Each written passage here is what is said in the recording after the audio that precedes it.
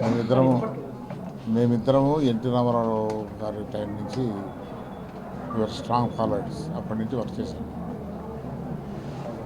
ఆయన ఈ was very అడ్మెంట్ that you should join the party, we require your services అని అన్నాడు. సరే నాకు కొద్దిగా సమయం కావాలన్నా, బట్ ఏదైనా కూడా నేను ముందు నుంచి నాకు ఆ మైండ్ కూడా, నా మైండ్ సెట్ కూడా అట్లే ఉంది. ఈ రాష్ట్రం ప్రజెంట్ చీఫ్ మినిస్టర్ చేసే పాలసీస్లో అభివృద్ధి లేదు, రాదు అనేది నా దృఢ విశ్వాసం. కాబట్టి ఇది నాకు కొద్దిగా మార్పు ఉండాలనేది ఆలోచన విధానంలోనే ఇప్పుడు కలవటం కూడా జరిగింది. ఎందుకని మీరు పార్టీలోకి చేరదాం అనుకుంటున్నారు? అంటే చెప్పాను కదా, పదవి ఇచ్చింది కదా వైసీపీ. పదవి 2 సంవత్సరాలు రాజ్యసభ వదిలినాను నేను. 2 years రాజ్యసభ వదిలినా. పదవి నాకు ముఖ్యం కదా. Society is important. Society has given me all these things. Sir, మీరు గమనించిన అంశాలు ఏంటి? మీరు వ్యతిరేకించడానికి కారణం ఏంటి? కారణాలు డీటెయిల్డ్ ప్రెస్ కాన్ఫరెన్స్లో చెప్తాను. అంటే మీరు కూడా చార్టెడ్ అకౌంటెంట్, ఆర్థిక పరిస్థితి, రాష్ట్రంలో ఉన్న పరిస్థితి గురించి ఏమన్నా మీరు అబ్జర్వ్ చేశారా? మీరు ఏం చెప్పబోతారో దానికి ఎక్కువగానే ఉంటుంది. అట్లుంది పరిస్థితి. రేపు 11 లక్షల కోట్ల రూపాయల అప్పు కట్టాలి. ప్రతి ఒక్కడి చర్మం ఊడగొడతారు ఈ రాష్ట్రంలో ఏ ముఖ్యమంత్రి వచ్చినా. ఎట్లా కడతారు అప్పు? జగన్మోహన్ రెడ్డి గారు చేసిన నిర్వాకానికి ఏ విధంగా అప్పులు కడతారు? ఎక్కడి నుంచి డబ్బు వస్తుంది? డబ్బు వచ్చే పరిస్థితి లేదు. ఇన్కమ్ జనరేషన్ సోర్సెస్ లేవు, క్రియేట్ కాలే. ఏదన్నా అక్కడ తెలంగాణలో ల్యాండ్స్ అమ్మినట్టు కోకాపేటలో 140 కోట్లు, ఆ విధంగా రియల్ ఎస్టేట్ కూడా వాల్యూ లేదు ఇక్కడ. సో ఈ అప్పులు ఎట్లా కడతారు? ప్రజల దగ్గర నుంచి పన్నులు వసూలు చేస్తేనే కట్టేది. అందులో ప్రజల చర్మం చేస్తారు. అంటే మీరు చాలా సీనియర్, ఈ అంశాలన్నీ ముఖ్యమంత్రి దృష్టికి ఇతింది పార్టీ ఎందుకు తీసుకెళ్ళలేదా? పార్టీలో ఏం జరిగింది మీకు ఎందుకు చెప్తాము?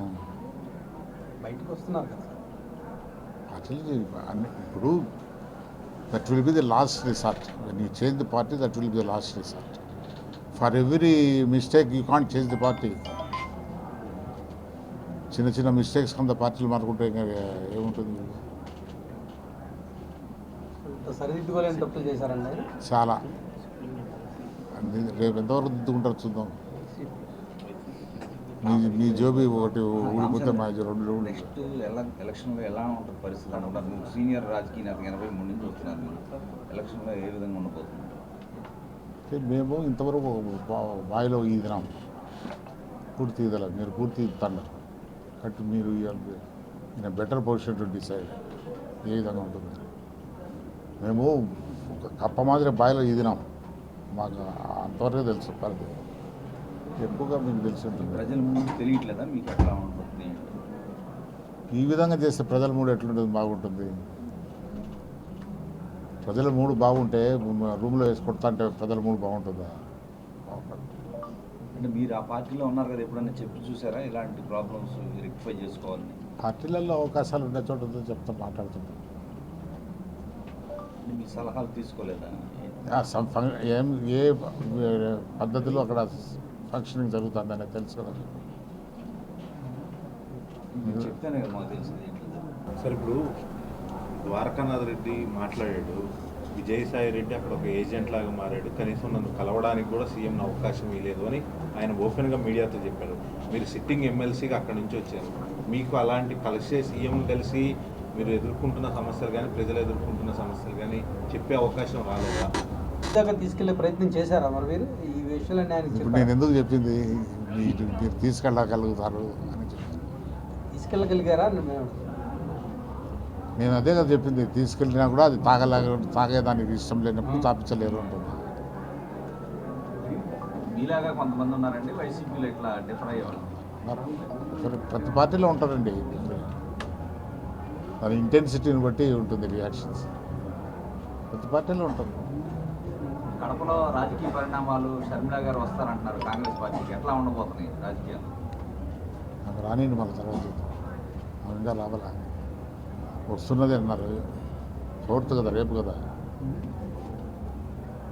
మీరు కడప జిల్లా వాళ్ళు కదా, ఎట్లా ఉండబోతున్నాయి అక్కడ పరిణామాలు ఆప్యానికి వస్తే అనేది? ఎందుకు ఆ ఫ్యామిలీ ఫోకస్గా ఎందుకు రాజకీయాలు ఉండాలా? ఎందుకు మీరు క్వశ్చన్స్ కూడా అట్లా అడుగుతారు? ఆ ఫ్యామిలీ ఫోకస్డ్గా క్వశ్చన్స్ ఎందుకు అడుగుతారు? మీకు వేరే అడగండి, ప్రజల సమస్యలు అడగండి. సార్ మీలాగా ఇంకా అదే అసంతృప్తివాదులు ఇంకా ఆ పార్టీలో చాలా మంది ఉన్నారు, వాళ్ళు కూడా పార్టీని వీడే అవకాశం ఉందని కూడా చాలా మంది. మీరు ఎప్పుడైనా ఊహించారని నేను అసంతృప్తిగా ఉన్నాను? నేను ఎప్పుడు నా అటువంటి వాళ్ళు ఇంకా ఎంతమంది ఉంటారు? మీకు తెలియదు కదా నేను అసంతృప్తిగా ఉన్నాను. అసంతృప్తి అంటే పదవులు లేకేం కాదు. పదవులు ఉన్నా కూడా సాటిస్ఫాక్షన్ లేకుండా ఉన్నారు, ఇమ్మడలేకపోతున్నారు అంటున్నారు. వచ్చు, పదవులు లేకుండా ఉండేవాళ్ళు కూడా కొందరు ఉంటారు, పదవులు లేవని ఉండేవాళ్ళు కూడా ఉంటారు. అంటే ఎంతమందికి ఇవ్వగలుగుతారు పదవులు? అక్కడికి చాలా కార్పొరేషన్లు ఇచ్చాడు, చాలా అడ్వైజర్ పోస్టులు వేసాడు, చాలా ఉన్నాయి పోస్టులు ఏం తక్కువ లేవు గవర్నమెంట్లో, కానీ సాటిస్ఫాక్షన్ లేదంతే. ఎందుకని సాటిస్ఫాక్షన్ ఎటువంటి satisfaction? You should ask a fellow who is not satisfied. You can't ask me వాడు ఎందుకు సాటిస్ఫై కాలేదు నన్ను అడుగు తెలియనట్టు చెప్తా. ఎవరు సాటిస్ఫై కాలేదో వాళ్ళు అడుగుతూ చెప్తారు. అఫీషియల్గా తెలుగుదేశంలో ఎప్పుడు చేరుతున్నారు sir? I leave it to the leader.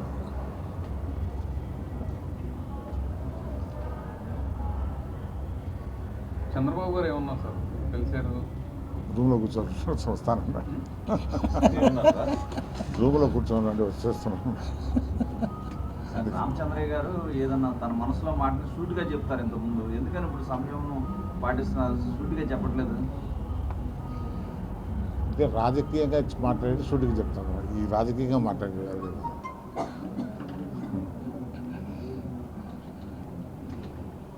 కొద్దిగా టైం ఇవ్వండి చాలు, తర్వాత చెప్తాను.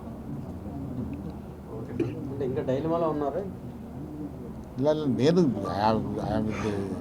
This type of mind since many months. డైలమాలో ఉంటే పార్టీ ఆఫీస్కి ఎందుకు రావాలి? ఎందుకు వస్తాను?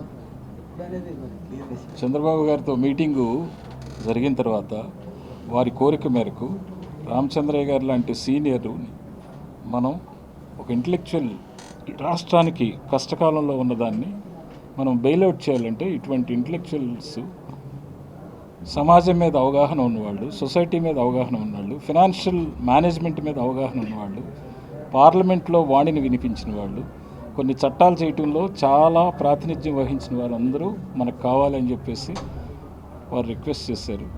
నేను రామచంద్రయ్య గారికి అదే కన్వే చేస్తే ఆయన ఈరోజు మార్నింగ్ ముగ్గురు మాట్లాడుకోవడం జరిగింది. రాష్ట్రం ఉన్న పరిస్థితుల్లో, గడ్డు పరిస్థితుల్లో మన బాధ్యత ఏంటని చెప్పేసి రామచంద్రయ్య గారు లాంటి వాళ్ళు ఆలోచించి ఇంకా చాలామంది ఈ రాష్ట్రాన్ని బెయిల్అవుట్ చేయాలంటే it's a need of the hour. సారాంశం అది. ఎట్టి పరిస్థితుల్లో ఈ రాష్ట్రాన్ని వారు చెప్పారు 11-12 లక్షల కోట్ల రూపాయల అప్పుల్ని మీరు రేపొద్దున మీ తరాలు కడతారా, మీ బిడ్డలు కడతారా, మీ భవిష్యత్ తరాలు కడతారా, ఎవరు కడతారు, ఎట్లా తీరుస్తారు, సోర్స్ ఆఫ్ ఇన్కమ్ ఏది అని అన్నారు మొదట్లోనే. కాబట్టి ఈరోజు ఉదయమే మీటింగ్ జరిగింది. మరిన్ని వీడియోస్ కోసం ఛానల్ ని సబ్స్క్రైబ్ చేయండి, లేటెస్ట్ అప్డేట్స్ కోసం వాట్సాప్ ఛానల్ ని ఫాలో చేయండి అండ్ లింక్ డిస్క్రిప్షన్ లో ఉంది.